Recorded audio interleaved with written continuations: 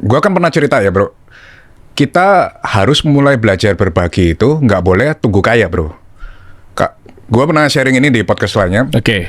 Kita harus mulai belajar berbagi itu mulai dari kecil bro. Jadi dulu gua waktu gaji gua, misalnya pendapatan gua pertama kali kan 10 juta sebulan tuh dari jualan selotip. Itu gua udah mulai berbagi ke yayasan, ke panti asuhan dan lain sebagainya.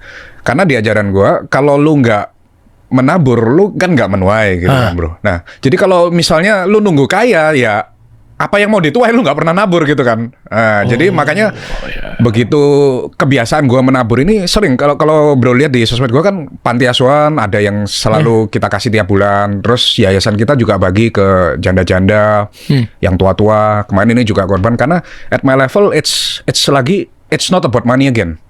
Gua mau nanti kalau suatu saat ya gua udah nggak ada, nama gua ini bisa dikenang sebagai seorang yang punya impact gitu. Ya, Crypto Bros yang punya impact buat masyarakat. Nah, kan kita ini kan Crypto Bros kan, biasanya Crypto Bros kan dipandang rendah, gini-gini, apa gambling lah dan lain sebagainya. Gua mau nanti kalau suatu saat ya gua nggak ada, Gabriel ini dikenal, oh ini Crypto Bros yang punya dampak. Ya.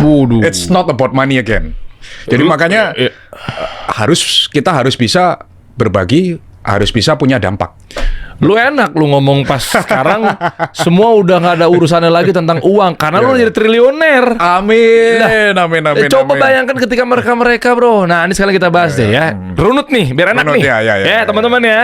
Udah ya. Nah kita bahas dari awal nih berarti. Sebelum lu sekarang akhirnya lu punya mobil yang luar biasa. Bitcoin lu berapa total nggak? Please gue pengen tahu aja sih.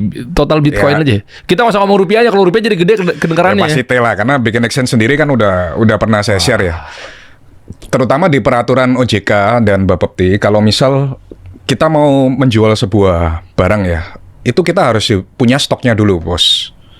Jadi misal kita listing sebuah koin baru, kita harus punya stoknya dulu. Dan Pak Haji bisa bayangin, di Terus sekarang kita punya 1000 plus koin, berarti kita harus nyetok berapa banyak koin. Nah, dari situ kan udah kelihatan berapa, ya kan? Oke. Belum yang personal loading dan lain sebagainya. Gua kan masuk Bitcoin di 2014-an lah. 2014 itu harganya sekitar 3-4 juta waktu itu. Sebelum dari 2014 nih, kan lu punya uang akhirnya lu masukin ke Bitcoin. Ya.